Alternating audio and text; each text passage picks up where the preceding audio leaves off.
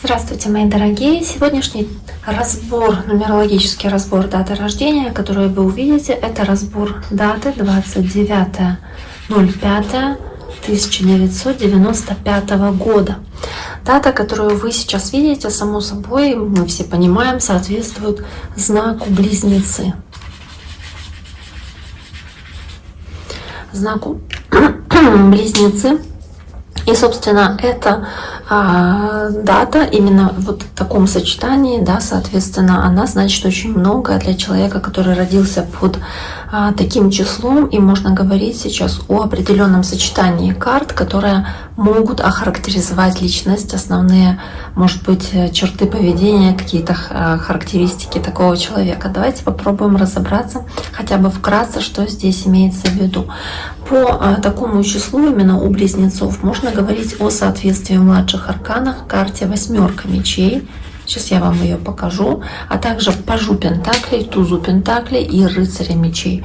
Мне кто-то написал однажды, мол, почему именно такое сочетание, с чего вы взяли. Ну вот, почитайте, узнаете, почему я именно такое сочетание выбираю для каждого знака. У меня для этого есть отдельно, кстати, видеоуроки, а также есть очень много информации в целом на просторах интернета, поэтому можете поискать.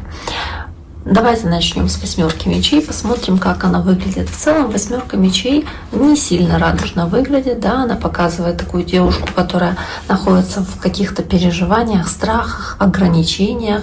Она показывает, соответственно, человека, который по этой карте, возможно, скован в каких-то ситуациях или чувствует безвыходность, может быть, созданные своим собственным разумом какие-то ментальные ловушки, в которых человек может находиться, и как будто бы загонять себя в плен, загонять себя в какую-то ситуацию и чувствовать себя связанным по рукам и ногам, хотя ограничения очень часто могут быть иллюзорными, и вот может быть даже какая-то и неуверенность в своих силах, которая блокирует дальнейшие действия, и это негативно может сказываться на жизни, потому что у человека вот может быть какая-то как неспособность что-то делать, потому что кажется, я недостаточно хороший или я недостаточно в состоянии там, да, справиться с какой-то ситуацией, что все время ожидание по этой карте каких-то препятствий или ожидания неудачи.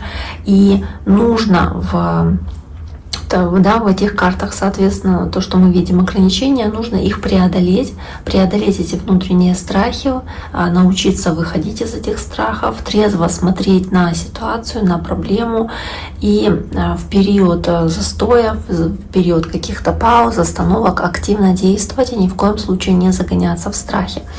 В целом, вот по вот таким вот картам, я сейчас еще покажу еще карты, которые соответствуют, собственно, этой личности именно. Здесь у нас есть рыцарь мечей, туз пентаклей, принцесса пентаклей, то есть решительность в действиях, при этом нацеленность на финансовую стабильность, на какую-то долгосрочную перспективу и важные начинания, которые могут приносить деньги, соответственно, и готовность решительно эти какие-то предложения хорошие, выгодные для себя принимать. Что я могу сказать по людям, которых я даже знаю, вот рожденных вот в этом периоде? Очень часто это люди, которые действительно очень уверены в себе, которые уверены в своих действиях, которые очень могут быть решительными, которые могут высказывать прямо свою точку зрения, которые очень материальные, которые нацелены на финансы, на зарабатывание денег, которые с удовольствием могут браться за какие-нибудь интересные, перспективные, выгодные дела, но ни в коем случае не захотят, допустим, взять что-то неинтересное для них или что-то невыгодное, незначимое, да, и могут показаться даже немножечко ленивыми. На самом деле они очень продуманные, они не берутся за то, что они считают для себя, ну, как будто бы важным, что ли, существенным. Но при этом эта восьмерка мечей, она у таких людей проскакивает в виде постоянного такого, вот знаете, как негативного взгляда на ситуацию. То есть вот такие люди очень часто, если вот мы выходим на улицу и видим тучи, то я думаю, ну просто солнце спряталось за тучи, да, просто пасмурная погода, а такой человек скажет, что ой, дождь собирается, а я зонтик не взял, да? Или вот, допустим, какая-нибудь ситуация в стране неблагоприятная, кто-нибудь из нас думает, ну все наладится, все будет хорошо там со временем, да, через месяц, через полгода. Такие люди говорят обычно, что все будет очень плохо, а все вот обязательно будет какому-то по худшему сценарию, да, уже ничего хорошего ждать не стоит. То есть какой-то изначально негативный взгляд на ситуацию и ожидание худшего. То есть из нескольких вариантов развития событий, как будто бы такие люди чаще всего видят сначала худший вариант. То есть, там уменьшился, там, допустим, уменьшается штат сотрудников, там увольняют людей, все, значит, нас точно уволят, да, там в следующем месяце. То есть негативный какой-то взгляд. Нету такого вот, что а я справлюсь, а я буду там в числе счастливчиков, которые останутся на этой работе, да, или которых повысят. То есть вот нет такого. Постоянно какое-то ощущение, что не получится, не удастся, сложится худшим образом. И это прям негативная такая ментальная ловушка, которая мешает развитию остальных талантов, которые есть. А они есть вот эта вот уверенность в своей правоте. И, кстати, вот этот принц мечей, который здесь есть с 8 мечей, часто показывает еще и, что они уверенно доказывают что-то негативное, что нет, я вам сказал, будет плохо, или я сказала, будет именно вот так вот. Мне ничего хорошего ожидать не стоит. То есть вот какие-то такие вот убежденности, они могут присутствовать. И, это может быть прям не совсем таким хорошим моментом. Это то, от чего стоило бы уходить таким людям. Давайте посмотрим, что еще у нас здесь есть, какие еще у нас карты есть. Я пока что эти разложу на место, положу. Что у нас есть? У нас есть, давайте прежде всего разберемся по жизненным периодам, жизненным циклам. Всего в жизни есть 4 основных периода, скажем так. Я очень часто их разъясняю. В целом вы уже, кто смотрите, поняли, что это за периоды, как весны, лета, осени и зимы для каждого из нас. И можно сказать, что вот первый период именно для вот этой девушки, эта девушка, первый период, начиная с рождения, продолжается до 32 лет. То есть какой-то переходный этап в это время происходит. Затем с 32 лет, или 33 до 41 года. И затем с 41 будем считать до 50. И с 50 до конца жизни, то есть сколько отведено человеку. В принципе, из этих всех дат, которые я считала основными, почему-то, хоть это не видно там на графиках судьбы, этого не видно на вот в этих основных переходах, но основные ключевые даты для такого человека почему-то это дата 34 года и 40 лет. Даже не знаю, вот я напишу 34 года, которая входит вот в этот период, да, соответственно, во второй период, и 40 лет, даже не знаю, скорее всего, тоже сюда входит, тоже во второй период, может быть, переходный 41, то есть в третий период 40 лет. Тоже что-то важное, что-то значимое может происходить в эти периоды. Если смотреть на картах Таро, то в 34 года здесь какие-то есть хорошие, скорее всего, события, потому что там выпадают такие арканы, как сила и колесница, то есть какое-то продвижение вперед, какие-то позитивные быстрые изменения, которые позволяют почувствовать эмоциональный подъем и, может быть, как-то умело складываются здесь отношения с окружающими или какие-то хорошие связи формируются, и это способствует рывку вперед, развитию в ситуации и хорошему прогрессу. И в 40 лет здесь какие-то такие в основном арканы выпадают как правосудие, как император, то есть возможность добиваться в чем-то справедливости, решать какие-то вопросы, связанные с бумагами, с документами, показать свою значимость, авторитет и возможность управлять ситуацией, собственно, в том, что происходит в 40 лет. Здесь может быть занять какую-то позицию здесь управленца или человека, который управляет своей жизнью, в конце концов, по этим картам, и это происходит в 40 лет. И в целом, если брать по периодам жизни, которые я тоже обычно разделяю на 4 основных периода, я сейчас нарисую их в виде такой вот прямой, начиная с 1995 года, вот здесь вот он у нас будет, мы делим на 1, 2, 3, да, 4, скажем, вот так вот, 1, 2, 3, 4 периода.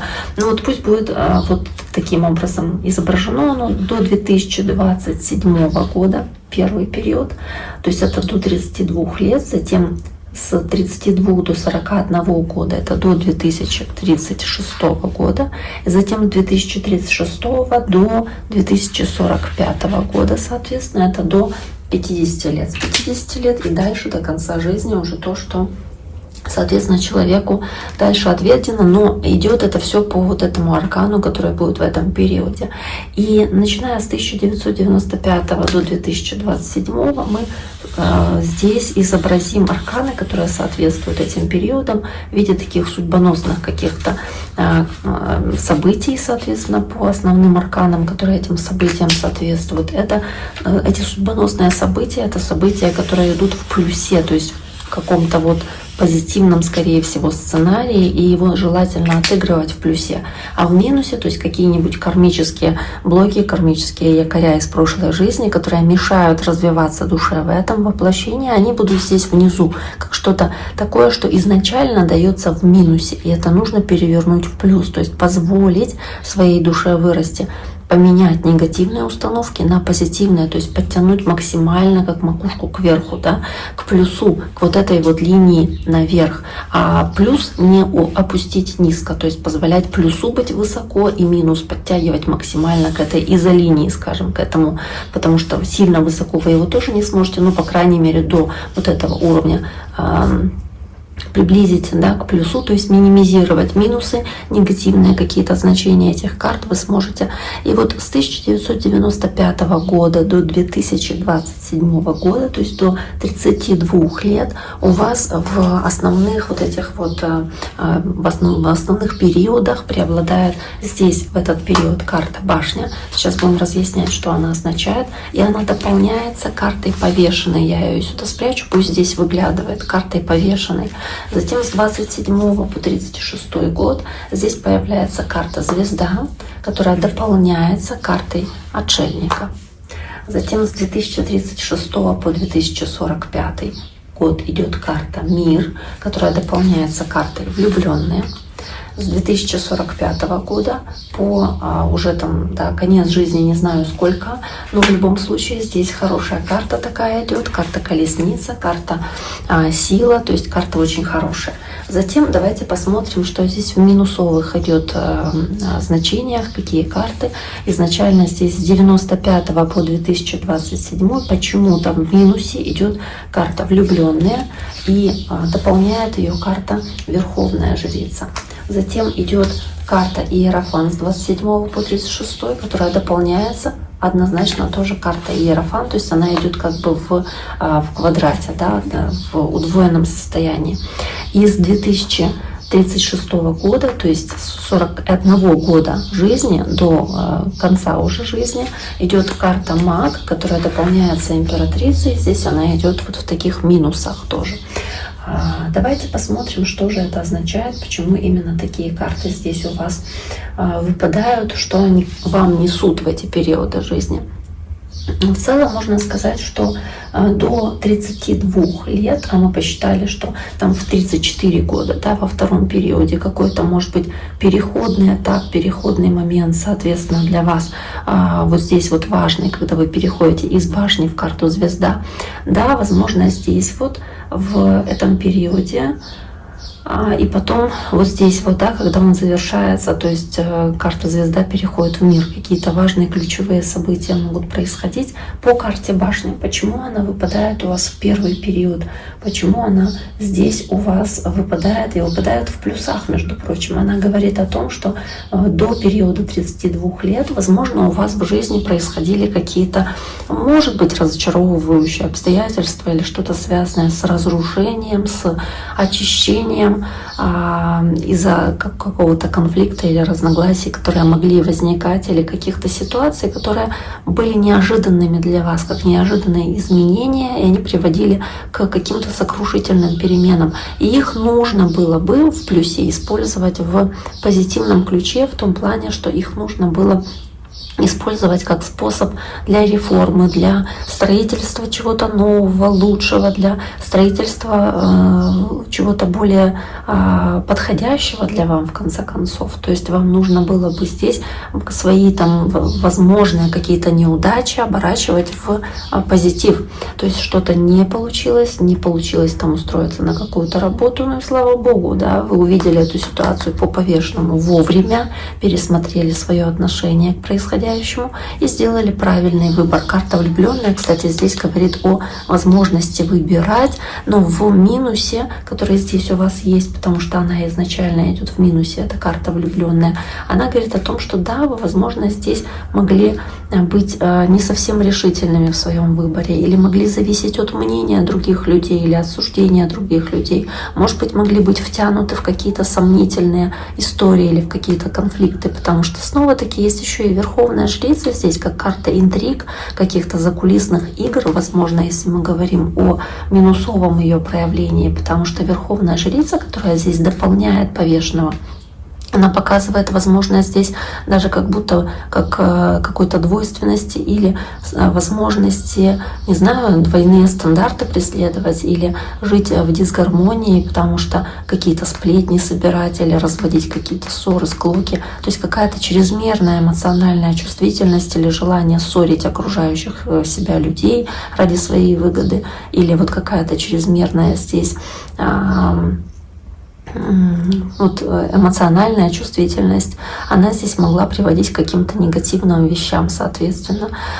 Поэтому здесь вот в лучшем, да, варианте нужно было бы какие-то свои негативные ситуации оборачивать себе в плюс, стараться максимально гармонизировать отношения с людьми, которые вас окружают, максимально по верховной жрице стараться быть мудрыми, стараться быть, вот знаете, стараться быть с хорошо развитой интуицией здесь и очень чувствительными и неравнодушными к окружающим людям, соответственно, для вас очень заботливыми. То есть это то, что нужно было бы делать, соответственно, в этот период. Больше заботы, внимания к окружающим. И карта повешенной в плюсе тоже об этом говорит.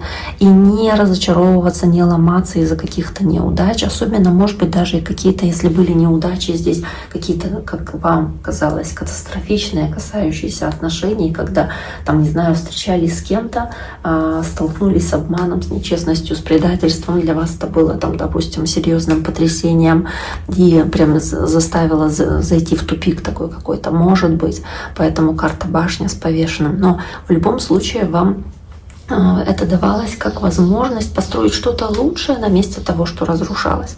Дальше у вас идет карта звезда с картой Иерофант, и они у вас идут в период, соответственно, с 32 до 41 года, то есть с 2027 до 2036 года. И здесь вот у вас есть в плюсах карта звезда, но при этом она идет с картой отшельника. Но отшельник здесь в позитиве идет в позитивном ключе. И он идет вместе с картой звезда. И вместе с картой звезда он говорит о том, что у вас здесь какие-то очень высокие цели есть, какие-то амбиции, какие-то устремления, соответственно, да, и сейчас он еще не наступил этот период, потому что 95-го года рождения, да, соответственно, вы сейчас еще вот в этом периоде 26-го года находитесь, и сейчас будет этот переход осуществляться, да. То есть здесь вот у вас можно говорить, что по карте звезда появится какая-то надежда, вера, появится больше вдохновения, возможно, потому что карта звезда, она говорит об этом. Она будет говорить о том, что может появиться какой-то новый проект, новая какая-то идея, которую захочется реализовать. Возможно, кто-то здесь, вот, может быть, вы, да, то есть кто-то по этой карте, вы, возможно, здесь сумеете как будто бы стать, не знаю, более гармоничными, наполненными вот этой энергией и веры в светлое будущее. То есть не будет вот такого вот ощущения негатива, который был по 8 мечей, который, возможно, превалировал, преобладал вот в этом вот первом периоде для вас, когда вы больше драматизировали происходящие ситуации. То есть здесь такого уже меньше будет, и по карте звезда появится больше надежды, вдохновения, и при этом карта отшельник, которая здесь в плюсе, она тоже говорит о том, что больше появляется мудрости, больше рассудительности, больше появляется здесь умение прислушаться к себе в, может быть, уединении каком-то, в возможности сохранять спокойствие в каких-то ситуациях, которые раньше выводили из себя. То есть больше терпения появится, меньше конфликтности. Здесь тоже можно по отшельнику говорить о том, что здесь хорошо работает интуиция, и все вы делаете для того, чтобы сохранять гармонию, спокойствие и баланс внутреннего и внешнего мира, который вас окружает. То есть здесь больше уже о спокойствии, больше о трудолюбии, о какой-то усидчивости, возможности работать с бумагами, там, с документами, может быть, с возможностью выполнять какую-то длительную монотонную работу. То есть здесь вот уже о таком порядке, который в вашей жизни, вот его больше порядка в жизни, больше какого-то порядка в действиях для достижения ваших целей вот в этот период. Причем карта Иерофанта здесь выпадает в минусе, а ее нужно тянуть наверх. Я думаю, что здесь может быть какая-то как желание реализовать цели, касающиеся брака или каких-то вопросов, которые касаются здесь традиционных отношений или традиционных каких-то институтов, традиционных учреждений, возможно, по верховному жрецу, потому что Иерофант — это еще верховный жрец, папа, да, его могут назвать по-разному. То есть здесь много по этой карте объективности, справедливости, дипломатичности даже какой-то, и желание делать так, как должно, как правильно. Но так как он выпадает в минусе, то может быть ситуация, где вам как будто хочется кого-то поучать. Есть такое чрезмерное желание кого-то учить, кем-то управлять, возможно, властвовать, доминировать, а это плохо. То есть лучше от этих здесь моментов уходить. То есть вам нужно здесь проработать вот эту вот какую-то необдуманность или конфликтность, которая может быть, и вытянуть ее в дипломатичность, в умение быть хорошим наставником, учителем, в целом соблюдать какие-то правила и вносить в ценности, которые для вас важны, вот, и в жизни приоритетно, в жизнь и в массы, соответственно, людей, с которыми вы общаетесь. Потому что здесь также может быть вот в негативе какие-то моменты, их нужно избегать, потому что здесь могут быть, ну, может быть, какие-то плохие отношения там с отцом, с матерью или с семьей, с там, отношениями в браке, может быть, или потеря веры, или потеря опоры в жизни, в минусе, если мы говорим, или какие-то проблемы там с учителями или наставниками определенными, или ситуации, где вы можете столкнуться с человеком, который дает плохой совет или неработающий совет, а вы этому совету следуете. То есть от таких сценариев нужно уходить и идти к реализации себя, своих мечтаний, своих желаний через последовательность, через структуру, через мудрость, усидчивость, по которую здесь показывает вот этот вот отшельник. Следующий у вас период — это период с 36 года по 45 год, имеется в виду 2000, да, 36-2045 год. То есть период с 41 вашего года жизни до 50 лет жизни, соответственно. То есть вот этот интервал 41 год, 50 лет. И вот в этот вот интервал здесь у вас в плюсе выпадают карты влюбленные и мир. Это замечательная карта, потому что мир, которая здесь выпадает основной, она в целом говорит о том, что вы здесь будете наполнены любовью, миром, вы здесь будете очень миролюбивы, скорее всего, и свободны в своем мировосприятии, в своем мироощущении, будете намного легче, вы будете ставить опять-таки перед собой какие-то четкие, понятные, достижимые цели. И здесь вот могут быть такие у вас какие-то безграничные интересы, желание интересоваться чем-то, что находится в мире, окружающем вас, не знаю, новые языки, знания, культуры, новые люди, в конце концов, то есть расширять и свой кругозор, и свой круг общения. То есть здесь явная такая жажда знаний, новой информации, любознательности и любви к свободе, жизни без ограничений. Возможно, даже про какие-то путешествия может идти речь, про какие-то поездки, про какие-то передвижения, потому что есть карта колесница. То есть здесь вот любовь к каким-то новым для вас вещам, каким-то новым культурам, новым традициям, новым местам. Могут быть, да, действительно путешествия какие-то, может быть переезд.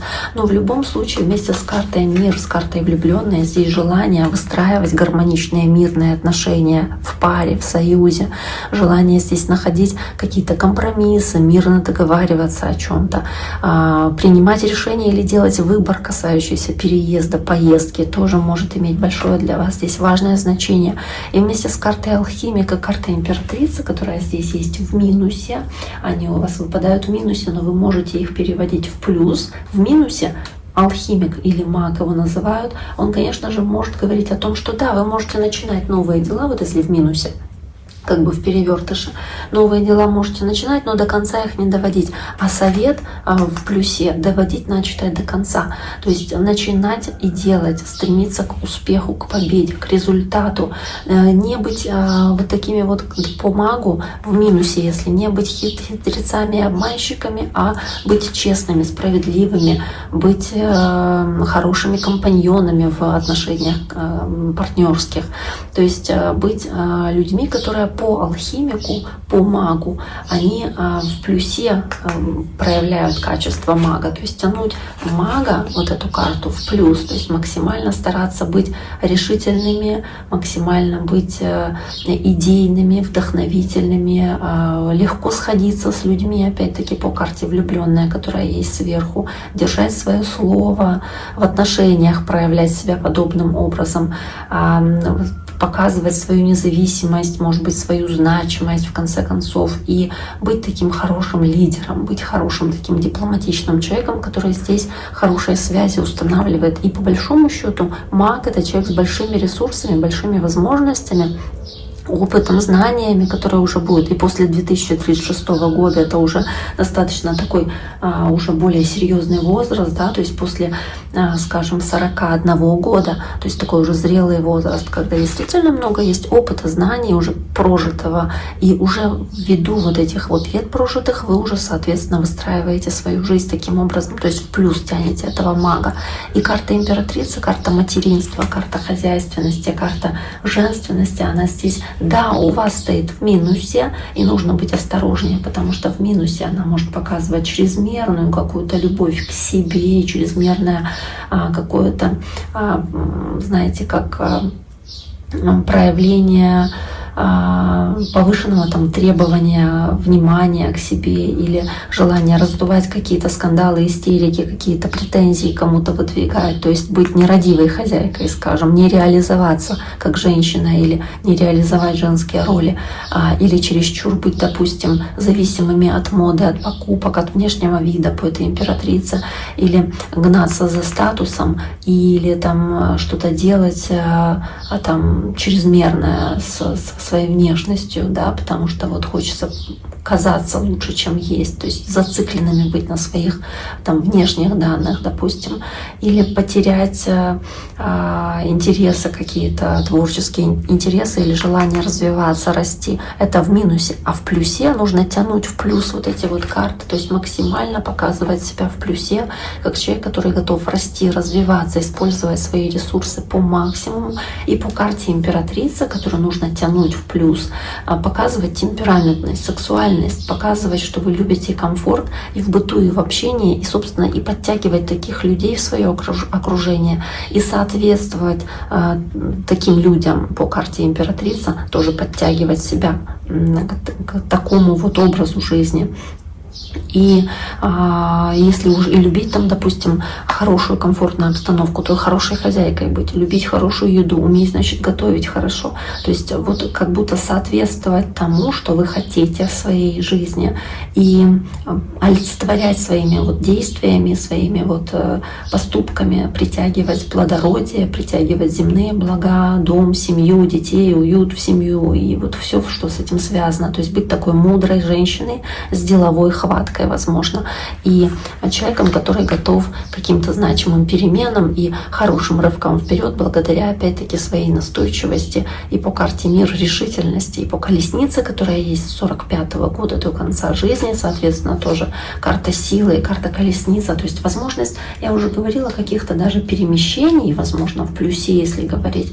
То есть здесь есть хороший шанс куда-то ездить или показывать свою лидерскую позицию, то есть показывать показывать себя человеком, который добивается поставленной цели, активность, динамичность и любовь к движению, которая здесь будет в приоритете. Может быть, любовь к скорости, может быть, любовь к машинам или в целом к каким-то технологическим прорывам или технологическим решениям, когда мир не стоит на месте, когда все развивается динамично, когда мы живем в мире, который постоянно меняется, и вы постоянно к нему готовы подстраиваться, адаптироваться к новым технологиям, да, каким-то новым программам и всему прочему. То есть это то, что вы здесь делаете.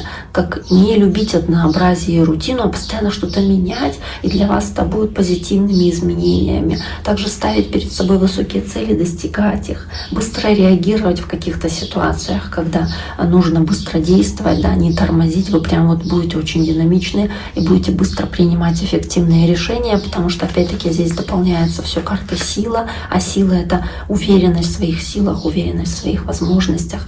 То есть вы здесь как будто умеете в любых ситуациях справляться и уверены в своих возможностях и способностях, и очень решительно, как будто держите себя в руках, не боитесь рискованных изменений, не боитесь решений каких-то здесь, которые нужно принять. И вот очень продуктивный период для вас может быть, когда вы уже знаете кратчайшие способы и пути для достижения цели, чего не было в самом начале жизненном пути, когда вот до 27 года, то есть до 2027 имеется в виду, до 32 лет, правильно? То есть вот этот период, он такой самый, до 32 лет, самый такой, ну не то чтобы мутный, но какой-то вот наполненный вот этими вот непонятными верховной жрицей в минусе, с какими-то интригами, тайнами, с повешенным, когда в тупик могли заходить в каких-то ситуациях, что-то тормозилось, останавливалось там, где не следовало бы, или вы сами себя загоняли в эту ментальную ловушку, тормозили ситуацию, башня, какие-то крушения, события, которые были вот такой ловушкой для вас. Потом эта ситуация после 32 лет меняется в лучшую сторону. То есть появляется уже больше вот этих хороших, замечательных карт. И это замечательно на самом деле. Давайте посмотрим дальше. Я эти карты сейчас сложу. И мы с вами посмотрим еще на такую интересную вещь, как на вашу судьбу. Мы ее нарисуем в виде такого графичка. Сейчас я вам ее изображу. Рисуем мы ее в виде вот такого графика с осью X и осью Y. Вот здесь вот начинается у нас, я мало места оставила для вот этих вот интервалов, но я думаю, сейчас мы как-то их нарисуем все-таки здесь. Сейчас, секундочку, просто хочу открыть свою запись очередную. Значит, смотрим, давайте посмотрим, вот попробуем написать. Здесь рождение 0, здесь разбиваем на 9 делений. 1, 2, 3, 4, 5, 6, 7, 8, 9. Окей. 1, 2, 3, 4, 5, 6, 7, 8, 9. Здесь начинается все с 1995 года, соответственно, с года вашего рождения. Затем мы рисуем такие интервалы, то есть с 95 до 2007 года. Затем до 2019 года. С 2019 по 2031 год. Затем с 1931 года по 2043 год, с 2043 до 2055, затем до 2067 и с 2067 по 2079 я напишу. Ну и, соответственно, дальше график тоже продолжается. Это не конец жизни, просто нет места, нет необходимости дальше особо его рисовать. А зачем? Давайте посмотрим, что здесь есть. Тем более человек и так, еще скажем, в первом периоде находится, еще все очень-очень далеко. Начнем мы с тех событий, которые в вашей жизни будут происходить. Начинаются они, соответственно, вот с рождения, вы начинаете с пятерочки. Этот период с рождения у вас начинается он с пятерки, и можно говорить о том, что с 95 по 2007 год у вас график поднимается до 2007 года на семерочку, на вот этот вот уровень немножечко. Затем с 2007 по 2019 он поднимается еще до девятки. И вот здесь интересно, потому что это первый период, а мы говорили, что в первом периоде там карта башня, там карта повешенный. То есть, казалось бы, да, почему тогда такие там карты какие-то неблагополучные, казалось бы, выпадают. И я не совсем, честно говоря, сама не совсем понимаю, почему там карта башня. Может быть, там какие-то ситуации происходили, когда что-то как озарение было, прояснение, и вам это было в плюс, и вы разрушали что-то или ломали что-то, и тем самым росли, потому что делали из этого что-то хорошее. Знаете, как сделать из лимона лимонад, да, не кривиться от того, что он кислый, а на чем-то негативном, вот не было бы счастья, да несчастье помогло, да, вот выйти на какой-то ситуации негативной в плюс. И вот здесь вот вы как будто бы вытянулись вверх до 2019 года, и в 2019 на девятке находились, вот здесь я ее даже нарисую, затем с 2019 по 2031 опустились до уровня, опять-таки, пятерки, на которой вы уже были, вот она. Так, здесь у нас семерка, здесь пятерка. Затем с 2031 по 2043 опустились еще немножечко на один уровень, здесь до четверочки. С 2043 по 2055 поднялись до уровня семерки. Затем с 2055 по 2067 опустились до уровня пятерочки опять. Вот здесь вот ее нарисуем.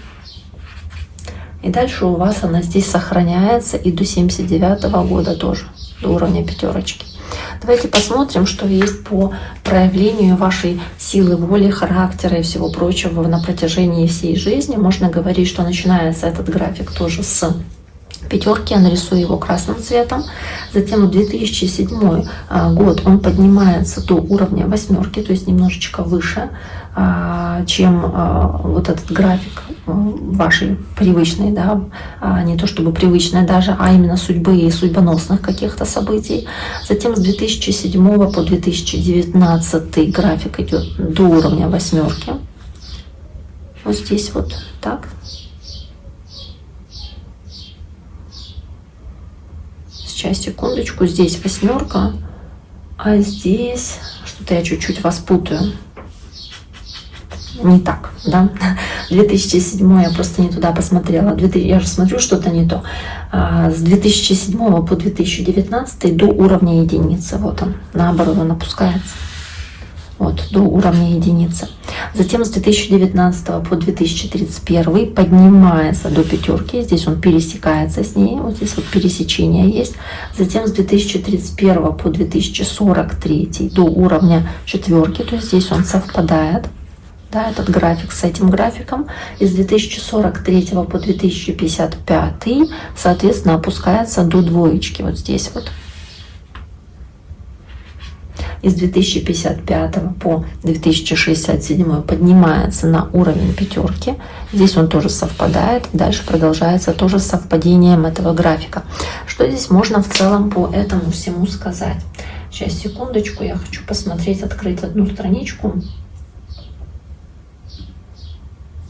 Что здесь можно сказать по этому графику? У вас есть явное преобладание вот тут вот силы воли вашего характера до 2007 года. У вас есть пересечение где-то на уровне 2000, может быть, 2009 года этих графиков. Затем есть вот это значительное падение графика воли до единицы в 2019, но при этом график судьбы очень сильно поднят, и он здесь преобладает. То есть вот этот период, начиная с 2009 по 2031 год, у вас идет какое-то преобладание каких-то событий по судьбе, которые должны были произойти, и они, скорее всего, могли поднять вас до уровня девятки, то есть как-то улучшить ситуацию, улучшить жизнь, может быть, как-то улучшить восприятие вами каких-то обстоятельств или каких-то ситуаций. Затем с 2031 по 2043, соответственно, эти графики совпадают. Это означает, что вы в этот период как будто бы не сопротивляетесь своей судьбе, ничего активно для того, чтобы поменять события не делаете, то есть как будто плывете, вернее, по течению. Затем с 2043 по 2055, опять-таки у вас есть здесь подъем до семерки, и до 2067, можно сказать, вот этот вот период у вас график вашей судьбы, он тоже как будто бы преобладает здесь, и затем снова совпадает эти два графика, и опять-таки, как будто нет сопротивления своей судьбы вот в этот период, начиная с 2067 и дальше. То есть можно говорить о том, что вы сейчас находитесь в периоде, когда вы вот в этом 2026 году, это где-то вот здесь вот вы сейчас находитесь, соответственно, да.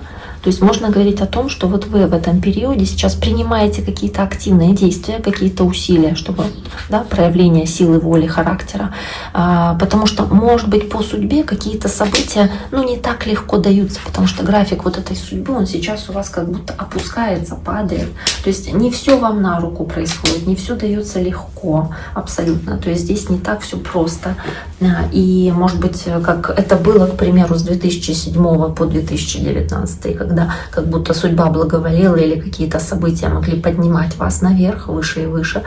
И даже негативные события, они как будто могли вам помогать и подталкивать вас к позитивным изменениям, если они здесь происходили, как я говорила, башня, повешенный, да, то есть если даже загоняла вас жизнь в тупик, то это делалось для вашего блага, для того, чтобы вы что-то поменяли в себе, поменяли взгляды на ситуацию, что-то переосмыслили, чтобы ушли от своих зажимов, своих каких-то страхов, надуманных, всего прочего. То есть это наоборот как будто вам было в плюс и позволяло подняться. И сейчас у вас есть ощущение, что не все так легко дается и приходится прикладывать много усилий.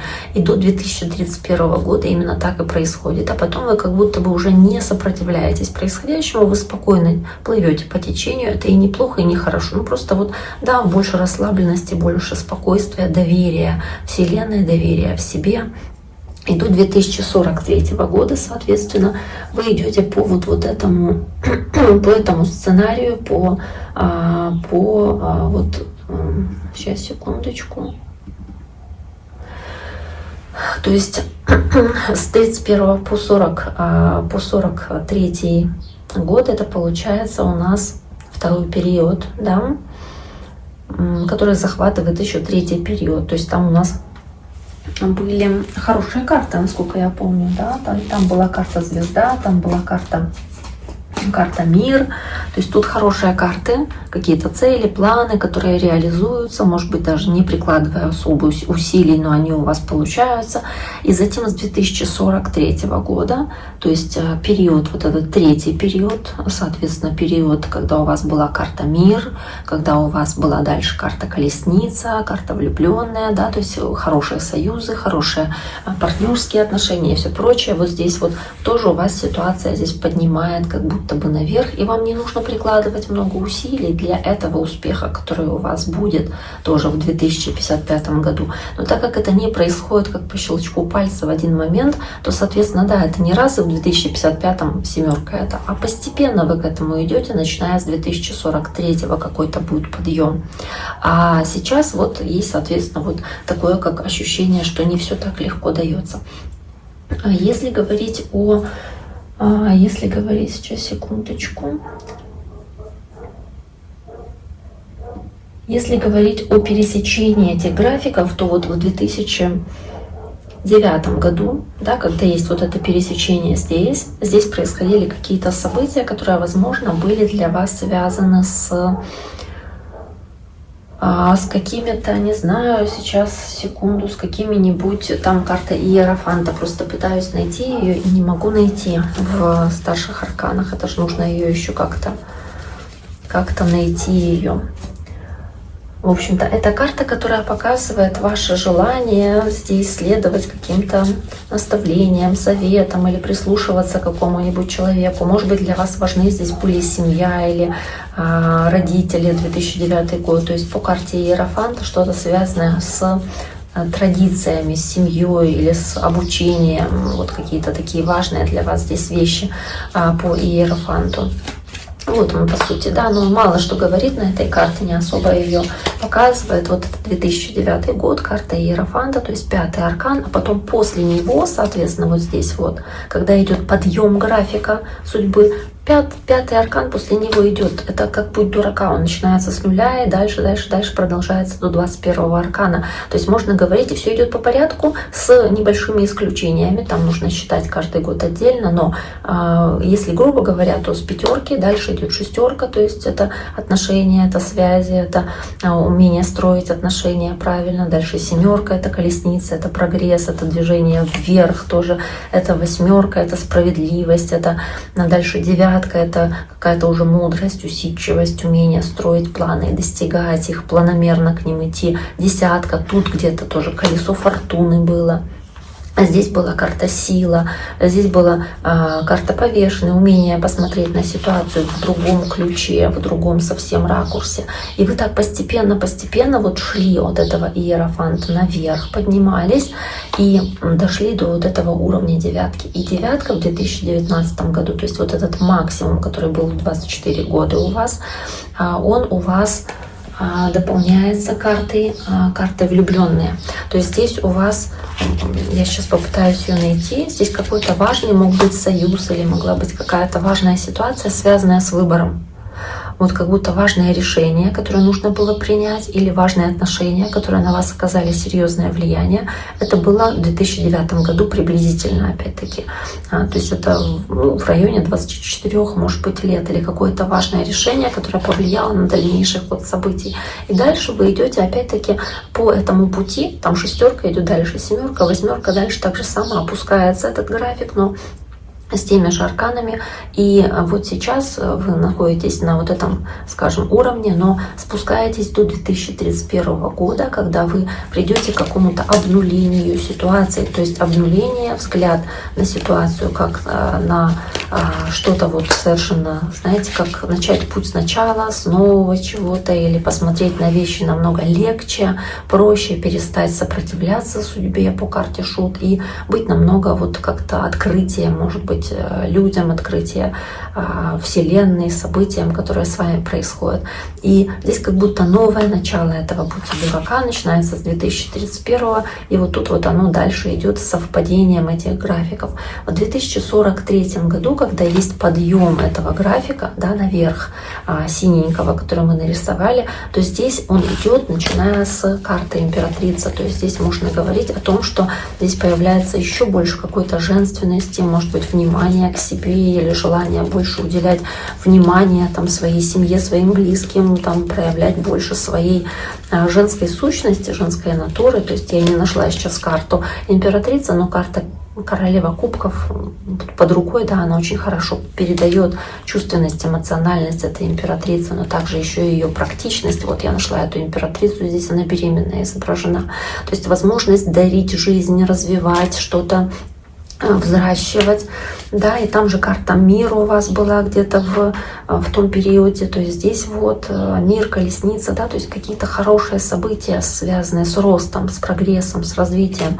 И в 2055 году, когда есть опять-таки вот этот максимум здесь речь тоже идет опять про карту влюбленные, про какой-то важный союз, который для вас будет в приоритете, или умение выстраивать отношения в паре, в союзе, и делать эти отношения гармоничными, действительно теплыми, действительно уметь находить какие-то компромиссы, уметь договариваться, уметь принимать решения, которые они будут обижать там вашу пару или как-то задевать чувства или мешать вашей паре. То есть вы уже будете ориентированы и опять-таки в вашей жизни на вот эти парные отношения. На самом деле очень хороший график, очень интересная графика для вас. И дальше мы переходим к еще одной такой интересной вещи, которую я вам сейчас расскажу. Это будет... Сейчас я закрою, здесь у меня просто есть моя запись. Закрываю и открываю по месяцам года. Что мы можем сказать про наш 2026 год, который сейчас начался? Вот здесь вот мы будем писать месяца, соответственно. Здесь у нас будет карта, которая будет олицетворять тот или иной период. Вот у вас в период с 29 декабря прошлого, еще 2025 года, я напишу так, 29-12-25 года до 29 01.2026 уже года. Здесь у вас ведущей, главной, была такая карта. Сейчас, подождите, чтобы я не ошиблась. Я ее сейчас найду. Сейчас. Так, вот, здесь была карта Фортуна, то есть в этот период какие-то хорошие судьбоносные события, какие-то хорошие для вас перемены, они были связаны с шутом, то есть она дополняет карту колеса фортуны, то есть желание начать что-то сначала, какие-то поворотные, важные, судьбоносные для вас решения, которые вы принимали в этот период времени, готовность легко, открыто идти по течению, и, может быть, здесь по карте колесо фортуны довериться своей судьбе, уверенность в удаче, какой-то оптимизм, легкость, которая у вас здесь наблюдалась, именно вот, собственно, да, Новый год, как вы его встречали и как вы начинали этот год. Следующая у вас карта, которая идет, это идет карта звезда. Здесь она у вас идет в периоде с 29.01. Я уже не буду писать 26 год, это само собой понятно, до 29.02. То есть практически весь практически весь февраль будем считать, да, потому что здесь конец месяца, практически весь февраль у вас была карта звезда, которая дополнялась картой Солнце, то есть здесь была, знаете, больше ясности, больше уверенности в себе, уверенности в своих силах и в том, что вы сможете достичь какую-то важную для вас цель поставленную. Но здесь вы могли быть вдохновлены в феврале месяце какими-то идеями, которым хотелось следовать и к чему вы шли, стремились, хотели достигать, добиваться, могли вдохновляться здесь какими-то идеями. То есть карта звезда, она такая, она о надеждах, о желании обучаться чему-то, о желании проделывать шаги для того, чтобы прийти к тому, что вы задумали. Это духовный рост, это возможность здесь творчески развиваться, это возможность по-женски как-то женское начало свое реализовывать, это возможность духовно расти, соответственно, тоже. И также выстраивать какие-то хорошие отношения с другими, если у вас для этого была своя цель определенная. Здесь больше ясности в ситуации происходящей, больше гармонии. Следующий период у вас это период с 29.02 до 29.03. То есть практически весь март у вас шла карта Луна с картой Луна, которая дополняла ее. То есть здесь какая-то могла быть ситуация тупика, паузы, остановки из-за непонимания происходящего. То есть что-то начало быть вот в марте, как будто больше неуверенности в происходящем или неуверенности в себе, или какие-то страхи дополнительные появились, или вы здесь из-за чего-то были обмануты и это вас расстроило, или вы здесь могли о чем-то по карте Луна. Это не только страхи, переживания и накручивание себя, но еще и мечты, о которых вы не говорите окружающим. Возможно, здесь какие-то были планы или мечты, которые вы хотели бы реализовать, но вы окружающим об этом не сильно распространялись, не сильно рассказывали. Здесь могут быть какие-то вещи, связанные с женскими циклами, женским организмом, да, вот какие-то события, связанные там с женским здоровьем, вот что-то вот такое вот по этой карте Луна. Да и в целом она такая очень интуитивная. Здесь можно говорить, что в марте вы больше прислушивались к себе, к своей интуиции, к своему подсознанию, к своей женской сути по карте Луна.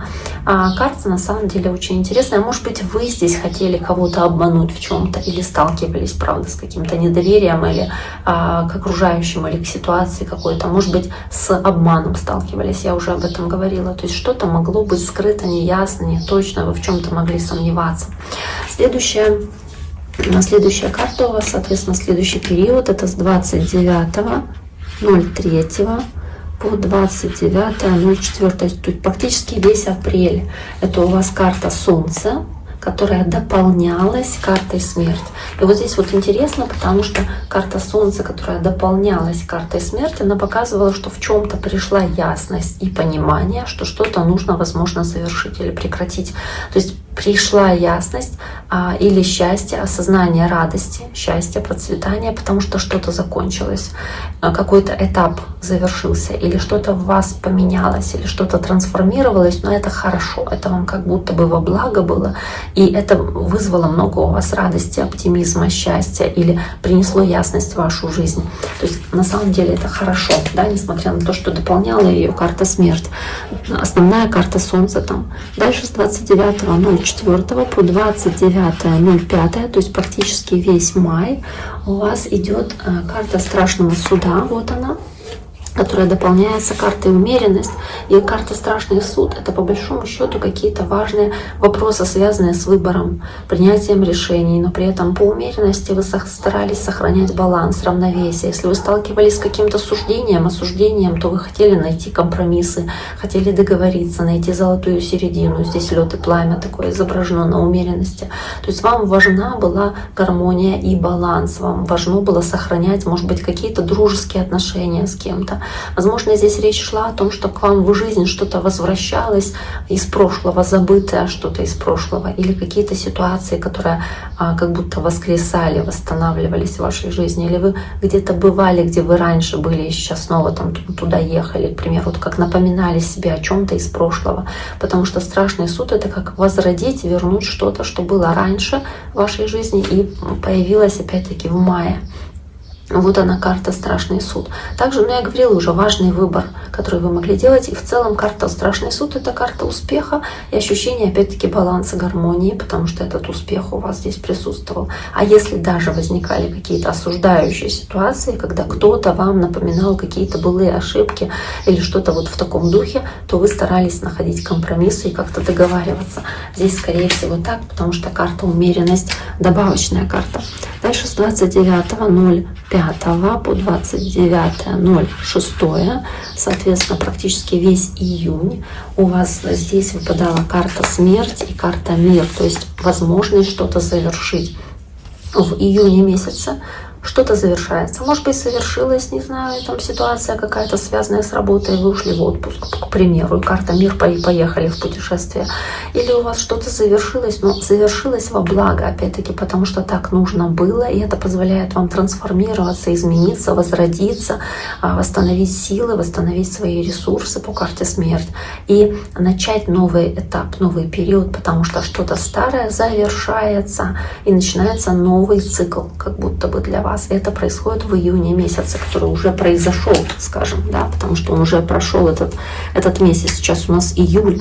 И начиная с 29.06 по 29 июля, то есть сейчас, вот этот период, в котором вы сейчас живете, соответственно, это карта, которая здесь соответствует. Это карта умеренности, и это карта шута, которая ее дополняет также. Она у вас уже была в начале года, и она здесь же появляется в июле месяце как дополнение. По умеренности можно говорить о том, что здесь больше баланса, больше гармонии, больше желания прийти в какое-то гармоничное такое состояние с собой, быть легче, открытие окружающему миру, потому что есть опять-таки шут. Вас уже не так сильно пугает там какая-то неопределенность, вы смотрите проще на происходящие ситуации и стараетесь находить баланс, даже если вот что-то как будто нужно выйти из зоны комфорта, но вы стараетесь при этом здесь сохранять душевное спокойствие. Может быть, здесь какая-то поездка, опять-таки по шуту, потому что это путешественник, но при этом по умеренности вам она дарит баланс, спокойствие и равновесие. Если это какие-то новые отношения по шуту, да, новое начало, новый путь, новое начало, то для вас это спокойное, размеренное что-то. Вы не торопите события, вы очень спокойно идете, то есть по течению плывете спокойно, не хотите никакой здесь бури или каких-то чрезмерных эмоций. Дальше, начиная с 29.07 по 29.08, практически весь август, у вас идет карта дьявола, которая дополняется картой мага. То есть можно говорить о том, что по карте дьявола у вас в августе месяце будут либо какие-то ситуации искушения, соблазнов, где сложно будет этим соблазнам устоять. Может быть, проявление своих черт характера в виде какого-то желания там оказывать на кого-то влияние, кем-то управлять, манипулировать, такая марионетка нарисована. Или, не дай бог, самим оказаться в такой ситуации, где вы в каких-то связывающих обстоятельствах находитесь, или кто-то вами пытается управлять. Здесь могут быть какие-то отношения, может быть абьюзивные, может быть просто очень страстные, где вы сильную привязку к друг другу имеете. Но карта маг — это тоже как нового начала период и больших возможностей. Поэтому если говорить о краткосрочной перспективе в этом месяце, если вы чего-то сильно хотите по карте дьявол и маг в сочетании, вам это удается достичь, и вы это можете получить, потому что у вас для этого есть все возможности. все ресурсы, и с дьяволом вы получаете желаемое в августе месяце. Затем с 29.08 по 29.09 уже, то есть по практически весь сентябрь, у вас выпадает карта башня, которая дополняется Верховной Жрицей. Где она, эта Верховная Жрица? Вот она, дополняется Верховной Жрицей. И эта Верховная Жрица, которая здесь у вас есть, карта тайн, секретов. Может быть, вы какие-то тайны здесь берегли, может быть, что-то выходит на поверхность, что вы не знали, может быть, какие-то интриги, какие-то закулисные игры, но неважно. Карта башни здесь показывает, что это выходит на поверхность, то есть по карте башни какая-то встряска. Вот что-то вот, скорее это как правда, вышедшая наружу, это как возможность выговориться, но это не всем может понравиться. Вы высказываете свою правду, которую скрывали, или вам что-то говорят люди о том, что они думали, но не говорили ранее. Вас это может ранить, может задеть. То есть по карте башни какие-то сокрушительные, внезапные события, какие-то, может быть, ранящие, может быть, вот что-то как вдруг, да, происходит, вызывает в вашей жизни как будто крах. Может быть, это приводит к прозрению, как вспышка молнии, что да, вот в сумрачном ничего не видно, там, допустим, в лесу тут это дерево, потом молния вспыхивает, зажигает это дерево, оно загорается, и в этот момент озаряет деревья вокруг и показывает картину целую, какая она есть. То есть, да, для этой белки, которая здесь в этом дереве живет, это крах, это разрушение ее дома, по сути. Но для вас это может быть, правда, восприниматься как, боже мой, вот как такое могло произойти. И вот это почему-то в сентябре происходит. Не знаю, этого еще не было, это еще не наступило, но это будет в сентябре. Смотрите, расскажите, что у вас там могло быть. Может быть, по карте дьявол, который был в августе, какая-то ситуация, связанная с манипуляцией или с абьюзивными отношениями, или с чем-то таким, вот здесь разрушается, или вот по карте башня что-то такое происходит. Но в любом случае интересно, можете потом написать, даже со временем, потом уже там через месяц, через два. Дальше у нас с 29.09 по 29.10, то есть октябрь месяц, у вас после карты башни, соответственно, у нас всегда идет, по сути, звезда. То есть после разрушения идет возрождение, восстановление. И карта звезда, вот она у вас, она идет вместе с картой императрица. Найти бы ее, вот она. Она идет с картой императрица, вот она, то есть здесь новая надежда. Здесь какое-то желание восстановить себя, свои силы, свои ресурсы, свое женское начало, может быть, свои, да, женские какие-то ресурсы, соответственно, вот они у вас есть в октябре. То есть, может быть, какая-то надежда, связанная с такой женщиной, может быть, надежда, связанная с вашей мамой, там какие-то планы, или ваша надежда там забеременеть, к примеру. Не знаю, то есть как надежда проявить свою женственность, или надежда наладить связь с чем-то женским, или женским родом вашим, или вот в этом плане что-то. Или вас вдохновляет что-то связанное с женственностью, красота, мода, вот что-то вот в таком духе тоже может быть. Возможно, как о каком-то духовном росте речь идет, или о каком-то творчестве, которое имеет хороший потенциал. То есть вас может вдохновить какая-то идея, и вы ее начинаете реализовывать по императрице, она дает хорошие всходы, да, хорошие результаты. То есть можно что-то начинать здесь делать, оно будет хорошим, перспективным в октябре месяце. Затем у вас с 29.10 по 29.11, то есть весь ноябрь практически, у вас идет карта, сейчас я ее покажу, идет карта Луна, которая дополняется императором. Может быть, какие-то переживания, сомнения, какие-то страхи или же какая-то неуверенность в таком императоре мужчине, либо по Луне какие-то сомнения в своей авторитетности или в своих лидерских качествах, если вы выступаете в роли императора, потому что это просто старший аркан, но не обязательно говорит в данном случае именно о мужчине, потому что вы девушка, но вы тоже можете проявлять же эти мужские качества. То есть здесь речь может идти о том, что у вас может возникнуть сомнение, справлюсь ли я, достаточно ли я авторитетным там в каких-то вопросах, могу ли я брать там ответственность за какие-то вещи или отвечать за какие-то вещи в полной мере. Вот она, карта Луна. Или какие-то мечты, планы, надежды, мечты по карте Луна тоже связаны с таким императором. То есть надежда что-то реализовать. Когда вы мечтаете, глядя на Луну вечером, о чем-то думаете, вам хочется реализовать это именно вот в связи с этим императором.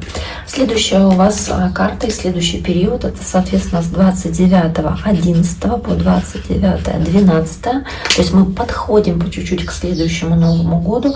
И карта, которая у вас здесь будет, это карта Солнца. То есть карта радости, карта счастья, карта такого оптимизма, которая у вас будет, соответственно, сопряжена с картой Иерофанта. То есть семьи, семейных ценностей, какое-то ощущение счастья и радости, там, связанное с вашей семьей.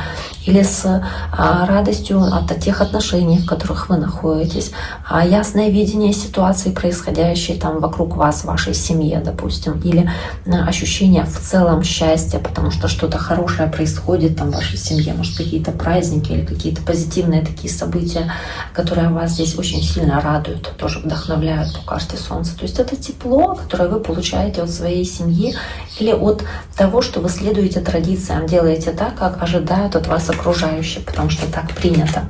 Следующая у вас карта и следующий период это с 29.12.26 года по 29.01.27 уже года. То есть это, по сути, вот Новый год. Как вы его отмечаете, что вы делаете в этот период. И у вас здесь идет карта страшного суда, которая идет сейчас, где она? Вот она. Так, снова страшный суд. Он у вас уже был, правильно? Идет карта страшного суда, и она идет вместе с картой влюбленные. Вот, то есть здесь какой-то важный выбор может быть, или какие-то важные отношения, которые напоминают о себе по карте страшный суд, или перерождение, изменения в отношениях, что-то с ног на голову меняется в вашем союзе, в вашей паре, допустим, если вы в отношениях, или кто-то вам напоминает о себе, как я уже говорила, из отношений, или вы делаете какой-то важный выбор, влюбленный выбор, страшный суд тоже выбор, это выбор, скорее всего, успешный и переворачивающий все с ног на голову, как завершение одного этапа, одной эпохи, начало нового этапа, потому что вы это решение принимаете, да, этот выбор делаете. Вот она, карта влюбленная с картой страшный суд. Это то, что у вас происходит вот в этот период, практически январь весь. Да, то есть в Новый год входите по карте Солнце и Иерофант, то есть семья, важные вопросы для вас семейные, для вас важна семья, брак, все вот эти вот вещи, да, связанные с традиционными институтами. И потом какие-то важные вопросы, связанные с выбором, со страшным судом, который здесь есть. Давайте посмотрим следующий момент. У нас это... Сейчас даже думаю, как это сделать. Сейчас, секундочку. Я бы хотела еще вам, давайте вот так вот, может быть, сделаем, чтобы не путать вас.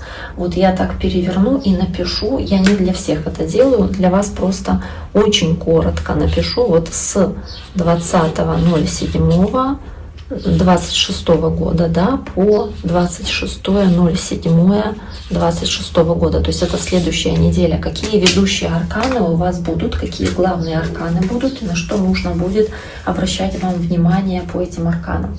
Я сейчас вам скажу. Единственное, что мне нужно как-то найти эти карты. Ну, давайте поищем. Значит, здесь вот для вас в этот период, то есть начнем мы с понедельника. Я вам сейчас выложу эти карты. Прям как я делаю обычно недельный буквально расклад. По порядку начинаем с понедельника, и мы смотрим, какие карты там у вас есть. То есть у вас первая карта, которая идет, это карта сила. Вот это понедельник. Да, то есть в понедельник я напишу вот так, понедельник. Да, в понедельник вот она, карта сила, которая дополняется, кстати, императором. То есть здесь можно говорить о каком-то влиянии, силе, власти, о возможности здесь... Сейчас, секундочку. О возможности влиять на ситуацию, о возможности здесь Даже тут, наверное, будет еще императрица важна, да, то есть там тройка и четверка начала, если я просто в уме цифры сейчас пытаюсь посчитать. Ведущая карта сила однозначно, и дополняется она то ли тройкой, то ли четверкой. Наверное, все-таки тройкой. Не четверкой, а тройкой. Но в любом случае сила с тройкой, если это императрица, то это сила в женственности, да, или сила в умении управлять ситуацией, но не силой физической, не агрессией, а духовной силой, умением договариваться. Здесь вот как будто у вас прилив сил, прилив энергии в понедельник. Замечательно. То есть 20 числа прилив энергии, ощущение вот этого женского начала, очень сильной связи с женским, умение выстраивать доверительные отношения. Это то, что у вас здесь происходит, это замечательно, да, по карте сила. Но потом, так как это путь дурака, который движется по порядку, соответственно, да, и он не имеет каких-то там резких перемен, скажем, у вас дальше идет карта повешенной. Карту повешенной я пытаюсь сейчас найти. И что-то пока что не нахожу. Сейчас, секундочку. Вот она, карта повешенной.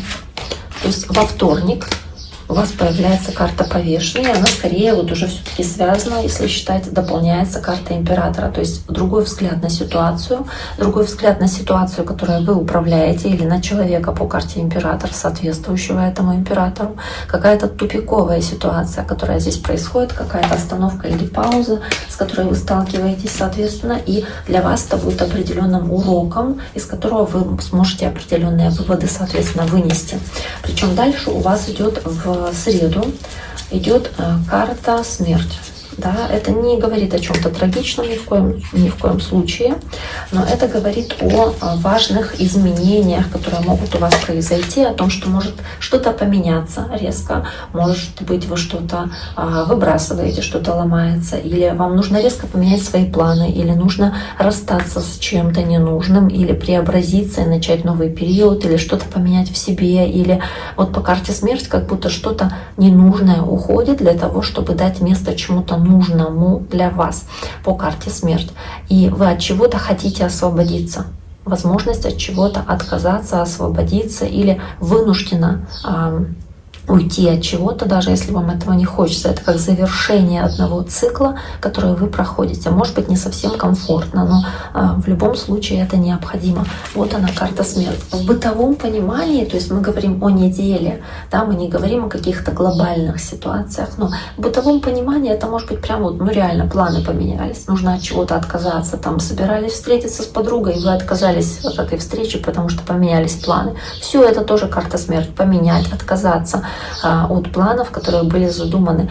Сломался утюг, выбросить утюг, да, порвались колготки, выкинуть колготки. Тоже это как отказаться от чего-то. Вот от чего-то это может быть бытовое, что-то очень-очень незначительное, но вот вы от чего-то как отказываетесь здесь, или что-то уходит от вас, потому что это отжило свое, оно больше не присутствует в вашей жизни. Дальше идет четверг, и, соответственно, в четверг у вас идет дальше карта, как они идут, да, по порядку. Это будет карта умеренности, это будет карта баланса и гармонии, которая к вам приходит в четверг. И там, кстати, будет еще карта влюбленная, вроде бы как она ее дополняет, то есть больше баланса в отношениях, больше баланса в парных отношениях, желание сохранять дружбу с кем-то или не поссориться с кем-то, найти компромисс. Вот знаете, вот такое, найти золотую середину по умеренности, сохранить доверие. Ну вот такое вот по карте умеренность в четверг будет. Затем после четверга у нас идет в пятницу. В пятницу идет карта дьявола.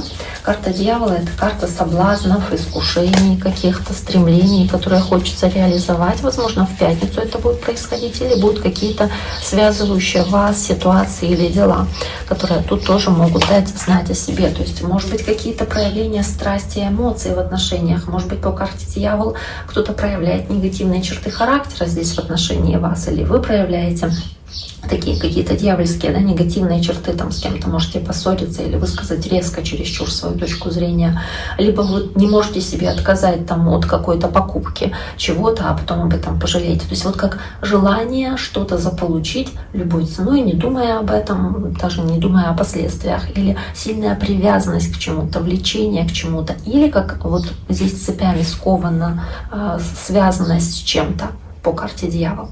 Следующая у вас карта, соответственно, в субботу. в субботу у вас следующая идет карта башня. Давайте я сейчас ее найду. Карта башня. То есть что-то неожиданное в субботу, что-то разрушающее, что-то не получилось, опять-таки, что-то не так, как вам бы хотелось, или с кем-то могли поссориться, или что-то вот такое вот.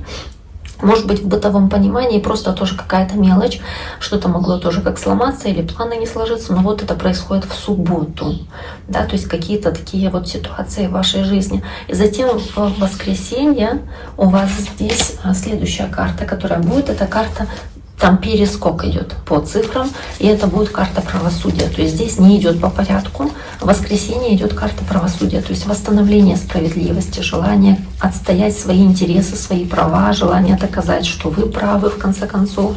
Возможно, честность какая-то и высказывание, которое вы здесь делаете в отношении какой-то ситуации, может быть, потому что была накануне карта башня, да, и до этого дьявол, башня, потом правосудие, то есть выяснение каких-то отношений. Кстати, карта башня, которая здесь вот есть у вас в субботу, сложно объяснить сейчас, как. Я не буду даже объяснять, как я считаю, это пусть будет моим секретом, это в конце концов мой способ, почему я должна его рассказывать, верно? Но здесь карта башня дополняется тоже правосудием. Дополняется правосудием, и она у вас есть вот в субботу и воскресенье. То есть здесь карта правосудием дополняется. Я не могу ее найти, ну и не нужно. Не могу и не буду ее искать. Наверное, не могу найти правосудие, но здесь тоже о справедливости, о желании добиться справедливости, честности, порядка. И может возникнуть спор какой-то, может быть, даже бытовой спор, знаете, может быть, вас кто-то втягивает в конфликт здесь. Ну, как выяснить отношения. И по карте башня вместе с правосудием, а здесь тоже правосудие, соответственно, есть в...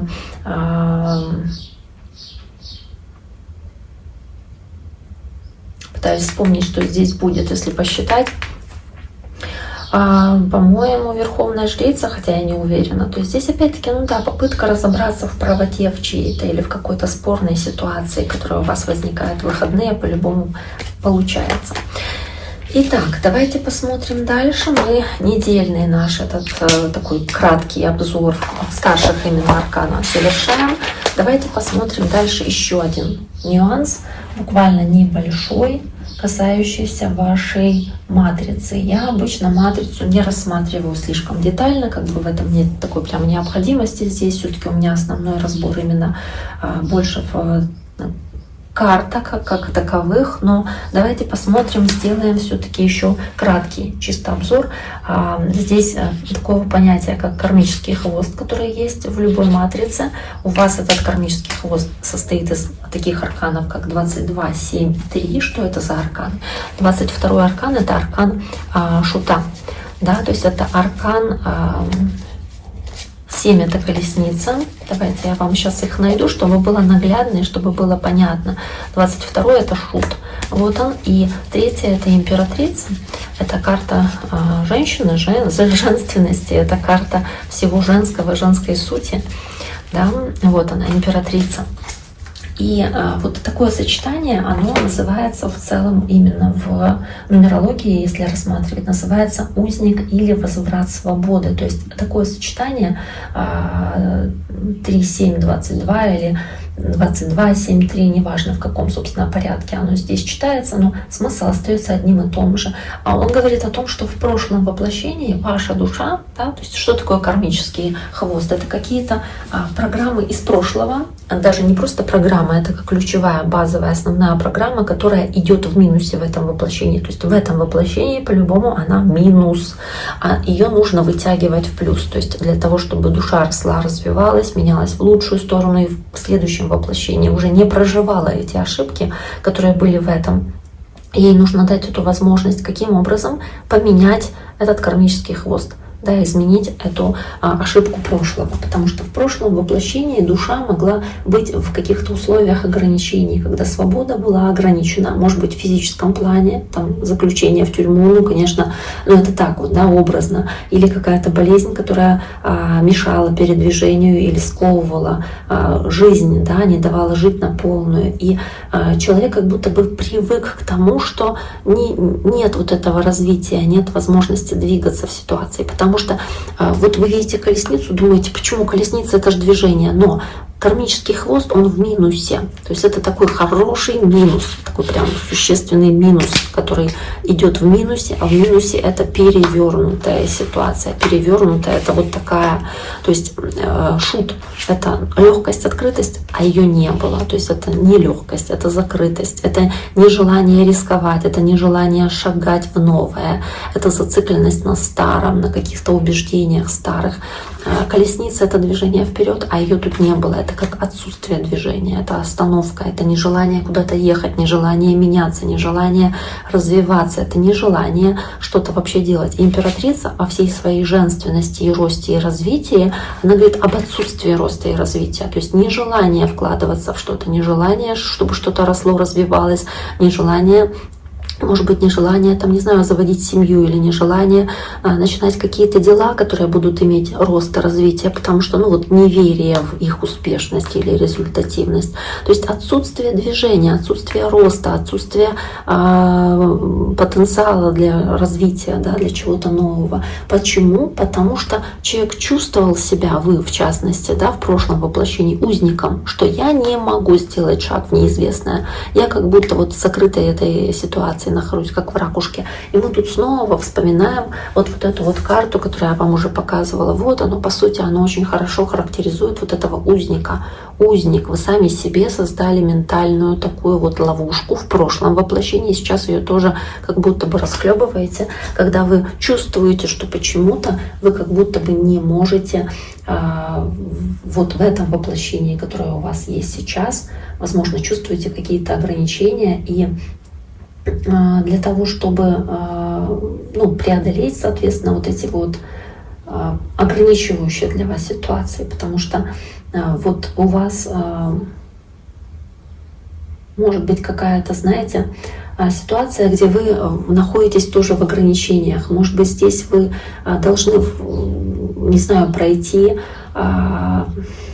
моменты, где вы как будто чувствуете какую-то бесцельность или бессмысленность происходящего, или ощущение, что вот вы живете, существуете, а душа как будто бы нет, или что не происходит так, как вы хотите. То есть вам нужно пройти это ощущение. И в этом воплощении, может быть, вы не хотите другим людям давать влиять на свою жизнь, потому что в прошлом это влияние было, допустим, может быть, вы хотели в прошлом воплощении развиваться, там, не знаю, куда-то поехать учиться, что-то менять, да, а вам не дали этой возможности. То есть в этом воплощении вам хочется никому не давать возможность влиять на свою жизнь. И да, вы как будто хотите сказать: я сам, не нужно мне никаких советов, да, то есть вот в таком моменте.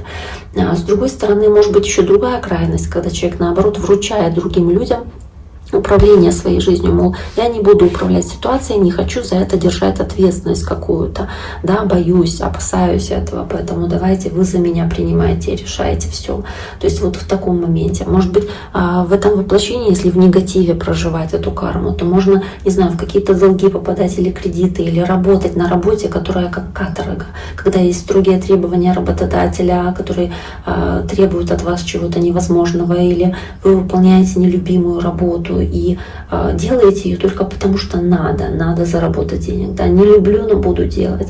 Может быть, когда вот вынуждены что-то делать, потому что не хотите, но нужно. Допустим, вынуждены там ухаживать за кем-то из старых родственников, или из-за каких-то неудачных стечений обстоятельств, или воспринимаете там свою болезнь как ловушку, как тюрьму. Допустим, я не могу там заняться спортом или пойти в спортзал, потому что у меня там то-то там со здоровьем, или еще что-то в таком духе. То есть вы как будто ограничиваете себя из-за состояния здоровья какого-то или из-за каких-то ваших установок внутренних.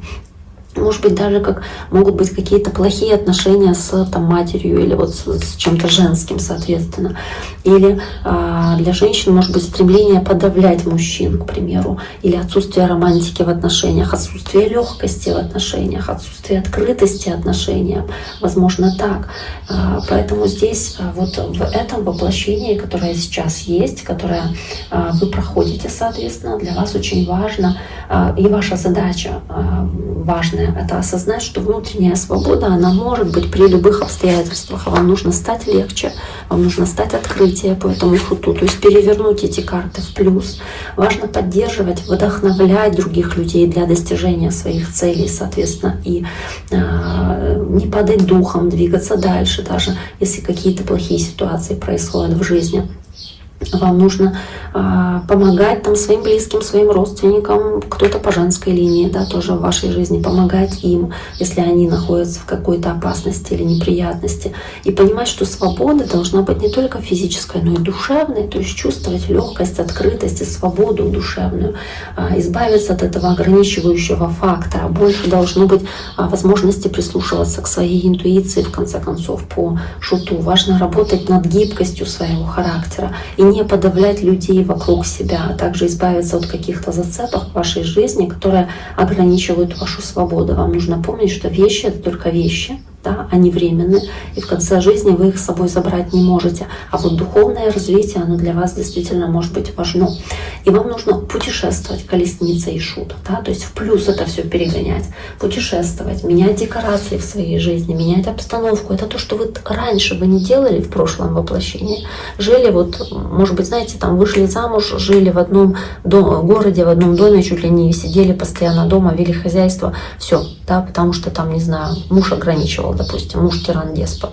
Или раньше вот у женщин было меньше прав каких-то, и вот были какие-то ограничения культурные, соответственно. И вот хотела ехать учиться, а не пустили, потому что не принято так было, допустим. То есть вот какие-то ограничения, а вам в этом воплощении нужно снять эти ограничения и делать то, что вам хочется, развиваться, ехать туда, куда хотите, путешествовать, правильно? Никто не может вами управлять здесь. Вам нужно пробовать создавать для себя вот какую-то как идею, которую вы реализуете, соответственно. И также вам нужно здесь уметь свои границы отстаивать и отстраивать, соответственно, чтобы никто не пытался влиять на вас или каким-то образом вас ограничивать. То есть, чтобы уважали вашу свободу. И также вам, ну, возможно, даже не знаю, что еще здесь. Ну, в целом, наверное, все сказала, да, такое, что основное. Прощать своих обидчиков, может быть, да, то есть быть легче тоже, отпускать какие-то ситуации по шуту. И начинать сначала. Вот если что-то разрушается, у вас что-то трагичное происходит, отпустили, легко смотреть на вещи. Переехали, уехали, поменяли что-то, да, и все, да. То есть вот как-то так нужно жить здесь. В центре матрицы у вас...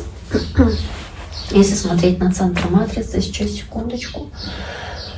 В центре матрицы двуличность, потому что есть восьмерка, это правосудие с колесницей и с дьяволом. Правосудие, дьявол, двуличность. То есть возможно здесь и вашим, и нашим менять как-то свою точку зрения в зависимости от ситуации. Это то, что у вас может быть какая-то двойственность, но в целом вы близнецы. То есть это такая вот игра, которую вы можете постоянно делать, как будто бы чаши весов то в одну сторону перевешивать, то в другую, то этому, как вам может быть выгоднее, да, по дьяволу. То есть, ну вот как-то так, преследуя свои цели, допустим. Ну, такой себе момент, но давайте на нем не будем особо останавливаться. Смотрим еще на такие программы, которые есть у вас по линии папы, по линии мамы. Я сейчас вот так вот их напишу. По линии папы у вас есть такая программа, которая называется, вот сейчас напишу ее 16, 21 и 5. Да, 16, 21 и 5. 16 это башня, 21 мир, 5 иерофант. То есть вот они, эти карты. Башня, мир и иерофант. Это программа, которая называется порча имущества. Почему она так называется, сейчас объясню. В целом это программа, которая говорит о том, что да, у человека, возможно, может быть какая-то, знаете, как будто чрезмерная привязанность. Ну, если мы говорим о линии папы, да, то о мужской линии, то, возможно, вам он передал вот эту программу, и вы ее тоже проживаете в определенной степени, когда вы чересчур можете быть привязаны за материальные вещи и блага материальные. И, возможно, вот Здесь вот эта чрезмерная идеализация или зацепка за материальные вещи, она может приводить к проблемам, к дискомфорту, который может как-то вот на вас оказывать влияние, соответственно, да. Может быть, вы как будто бы деньги хотите постоянно не тратить, а замораживать, или не позволяете себе тратить деньги, или, да, несмотря на достаток, допустим, этих денег, или, может быть, внешний вид не соответствует статусу, или вот что-то вот в таком духе, или если вещь потеряла, ну, там, допустим, потеряла свою функцию, что-то сломалось, для вас это как ступор, неожиданность, мол, как так могло произойти, да, что с этим делать, чинить, то есть выкидывать нет, вот как-то так. То есть вот урок в этом воплощении, которое нужно обязательно выполнить, это постараться научиться смотреть как бы в суть, да, за пределы физической оболочки вещей, за пределы физической оболочки людей, видеть более глубокий смысл в происходящем, не привязываться к материальным вещам, не цепляться к материальным вещам, не вкладывать слишком много там в свой внешний вид, допустим, смысла глубокого. Если возможно, здесь что-то ломается, то с легкостью опять-таки относиться к этим вещам, не цепляться чересчур за них. То есть здесь важно давать, ну, вот как будто и людям, может быть, второй шанс, не цепляться за то, что вот произошло, и обязательно как будто на этом зацикливаться. Возможно, вам нужно здесь, если вы не хотите что-то выкидывать, там, предпринимать какие-то усилия по реставрации или вот каким-то образом восстанавливать вещи, но не цепляться за старые сломанные вещи, соответственно. Вам нужно в целом относиться как-то ответственно к переработке вещей, к тому, чтобы вот также подружиться, может быть, со своим телом и проживать хорошо, да, экологично свои эмоции, которые в вашем теле образуются, чтобы отпускать какие-то блоки, которые, соответственно, тоже есть. И следующая программа, которая тоже есть здесь, и которая дается от папы, соответственно, это, сейчас я скажу, 10, 9, 17. Так.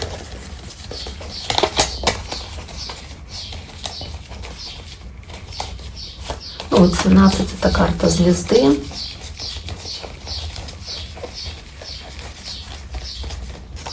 Колесо фортуны 10. 9 отшельник, вот он. То есть колесо фортуны, отшельник, карта звезда. В целом программа такая называется «Путь реализации через творчество», через вдохновение, реализовать себя, найти себя. Это то, что может быть важным для этой программы. И она говорит о том, что через папу у вас передается эта программа, и она учит вас делиться своими знаниями с миром. То есть не бояться быть на виду, не бояться говорить о своих каких-то планах, о своем видении ситуации, может быть, раскрывать свои таланты также по этой карте и по этим 3 картам. И здесь вы должны уметь копить знания, вы должны увидеть свой уникальный путь, свои таланты по этой карте звезда, в чем вы лучше, да, чем вы сияете. И вместе с картой колесо фортуны доверять Вселенной, начать делиться вот этими знаниями с окружающими людьми, то есть довериться потоку, довериться Вселенной. И если говорить в минусе, то есть в негативе, то эта программа может отыгрываться как вы как будто бы много знаете, но боитесь показать свои таланты. Или вы прячетесь, избегаете публичности, избегаете других людей, которые могут увидеть ваши таланты.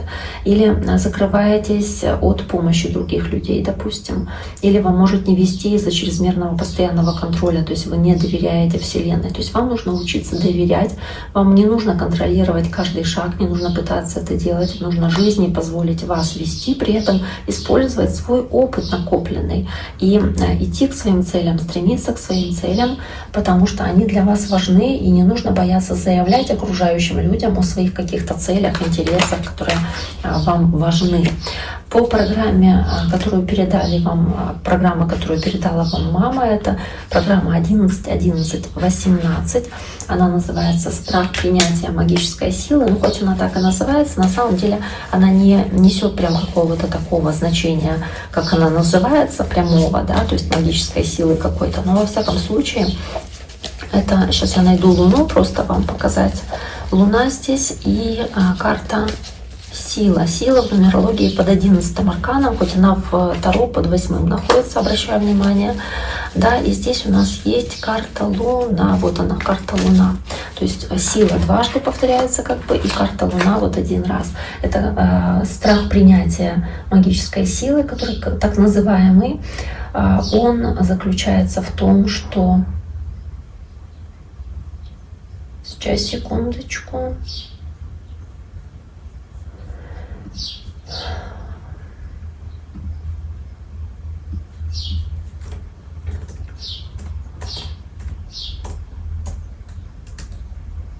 Он заключается в том, что, собственно, люди по вот этой программе, если получают эту программу, то они, даже умея, соответственно, хорошо управлять там своим подсознанием, прислушиваться к своей интуиции, это то, что от мамы вашей передалось, и обладая там хорошим воображением, к примеру, умением там реализовывать как-то свои мысли, воплощать их в реальность, как, знаете, подумать о чем-то и нарисовать красиво, то есть как воплотить в жизнь. Вот вместе с картой сила, которая показывает эту энергию, возможность это все воплощать в жизнь благодаря своей физической силе, благодаря своей воле, благодаря своему эмоциональному такому вот сильному состоянию. И в плюсе можно говорить о том, что это колоссальный запас энергии, это мощная интуиция, но в минусе может быть проявляться как борьба с собой или борьба с окружающими, а также какие-то страхи или неуверенности, которые блокируют вот эту карту силы, из-за чего человек может уходить в какую-то агрессию или в жесткий контроль, или даже в давление на близких, соответственно. То есть это то, что может быть присутствует, от этого нужно избавляться. Поэтому в идеале, конечно, в плюсе постараться материализовывать то, что вы себе задумываете, уметь управлять своими страхами, вести людей за собой благодаря тому, что вы можете их убеждать, уговаривать, благодаря своей внутренней силе, да, а не физической силе, не физической агрессии, а также помогать им, возможно, исцеляться от каких-то психологических травм, там, помогать кому-то там советом каким-то, да, как психолог, и также в целом направлять этот мощный потенциал на достижение каких-то масштабных целей. И следующая программа, которая здесь еще также есть, это программа, которая тоже передается вам от мамы. Это программа 6, 19 и 13. 6, 19 и 13. Это программа, которая называется «Избавление от старого». Сейчас я скажу, почему избавление от старого, потому что вот тут есть карта смерть, соответственно, влюбленная, шестерка, да. И тут есть 19, 19 это солнце, аркан 19. Сейчас мы его быстренько найдем. Я уже просто хочу быстрее завершить, потому что уже очень долго рассказываю, уже сама устала. Значит, влюбленное солнце и смерть. Называется эта программа избавления от старого, то есть желание что-то завершить, избавиться от чего-то старого. Это то, что как программа идет здесь. И в целом вот эта программа избавления от старого, она говорит о том, что в таком сочетании, да, соответственно, она такую показывает как необходимость избавляться от каких-то кризисов, выходить из кризисов, если они возникают, обновляться масштабно после каких-то глобальных там завершений, то есть трансформироваться, когда резкие перемены происходят, старое разрушается, и вот тот отживший опыт, который у вас был, вы как будто умеете освободиться от иллюзий и способны возродиться после любых кризисов. По Солнцу, благодаря тому свету, теплоте, способности эмоционально как-то восстанавливаться, да, и по карте влюбленные ценить душевное тепло, связи какие-то партнерские, соответственно, уметь договариваться и находить способы выстраивать заново какие-то союзы, если предыдущие разрушались. То есть человек часто может сталкиваться с такой программой, с необходимостью делать какой-то сложный эмоциональный выбор, потому что влюбленный — это выбор. и кардинально что-то менять, потому что трансформация, которая здесь может идти после этого выбора, это как череда трансформаций. То есть редко такая жизнь у человека, она скучная, да? Она не скучная и не прям стабильная такая. То есть периодически какие-то жизненные уклады, старые уклады, они как будто меняются, разрушаются по 13-му аркану для того, чтобы освободить место для новых масштабных целей, для света, для новых каких-то возможностей, которые будут светлыми, позитивными. То есть это как разрушить что-то, чтобы построить лучшее, перепланировать квартиру, сделать ремонт, чтобы сделать лучше, да, допустим, вот как-то так, продать дом, чтобы купить лучше, уйти с работы, которая не подходит, чтобы лучше найти работу, сделать такой выбор для себя. То есть это как особенный выбор, особенное решение, которое такой человек делает. То есть это на самом деле хорошее сочетание, да, и вот это сочетание именно 13, 19 и 6, которое здесь есть, которое называется избавлением от старого, оно учит такого человека, ну, знаете, как, во-первых, новые действия, новые вещи, которые происходят, новые события, новую жизнь, свою жизнь допускать, если в этом есть необходимость, и не зацикливаться на всяком старье. То есть чем свободнее вы от зависимости от старого, тем больше нового появляется в вашей жизни. И это то, что передается от вашей мамы. То есть вам нужно здесь уметь как выбрасывать старое, да, может быть, обновить гардероб, выкинуть старые вещи полностью, чтобы не было даже вот этого ощущения ненужных вещей, да, то есть то, что не используется, чем вы не пользуетесь, что вы не носите, этого не должно быть в вашем пространстве, или что-то сломанное, то есть оно не должно быть, и нужно вот и в вашей жизни, в вашей квартире, там, не знаю, вот как-то больше порядка для того, чтобы было больше гармонии, соответственно, и в жизни как таковой. Это очень важный момент, потому что для вас вот жизнь не должна превратиться в болото, если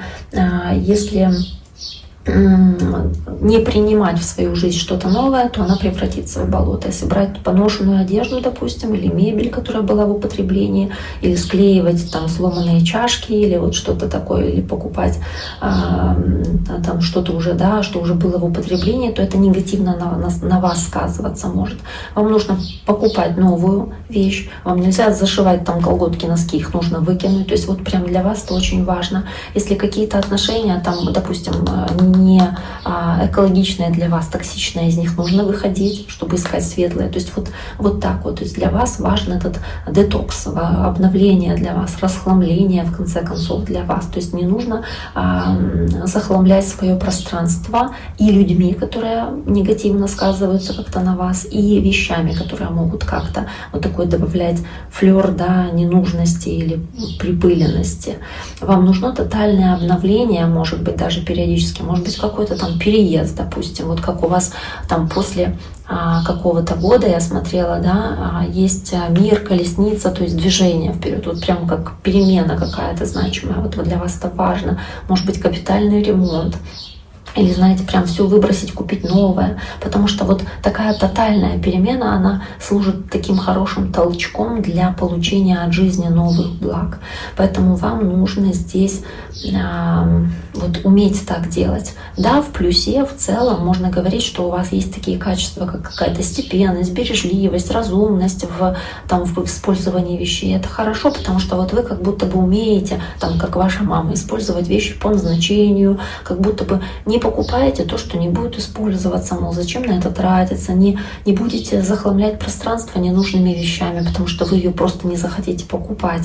Возможно, вы как будто бы вот постоянно в своих пристрастиях. Может быть, вы, если и держите какую-то вещь, да, может быть, она вам память какую-то дает, какие-то сохраняет памятные события, или какая-то семейная реликвия, тогда вы ее как бы, да, любите, цените, понятно, что ее выкидывать не нужно. Но вот отношение к вещи, оно должно быть прям такое вот, да, прям ненужную лучше всего выкинуть все-таки. И также вам вот нужно прям избавляться от чего-то старого или раздать, или продать, чтобы не застаивалась энергия ненужного чего-то старого и неиспользуемого вам. Может быть, нужно какие-то для организма тоже, как разгрузочные дни, разгрузочные диеты, внутреннее ощущение, вот такое оно плодотворно для вас будет и позитивно будет также влиять на здоровье, на психоэмоциональную легкость, физическую легкость. Может быть такой, знаете, как интернет-детокс, когда нужно избавиться от лишнего там шума внешнего, от там новостей, от соцсетей, от инстаграмов, фейсбука всяких. То есть все это выключить, там день побыть или 2, или 3 вообще вот в тишине, без телефона, там, не знаю, вы знаете, как такой ретрит пройти. То есть прислушаться к самой себе в этот период тишины, уединения, чтобы не было лишнего шума, потому что лишний шум, лишние новости, которые сейчас вокруг нас все время вокруг, они как бы тоже являются каким-то, можно сказать, мусором, потому что мы из той информации, которую получаем, 90% это мусора, 10% это то, что действительно стоило бы увидеть или услышать. То есть, нужно давать себе какие-то дни вот такого вот расхламления, скажем.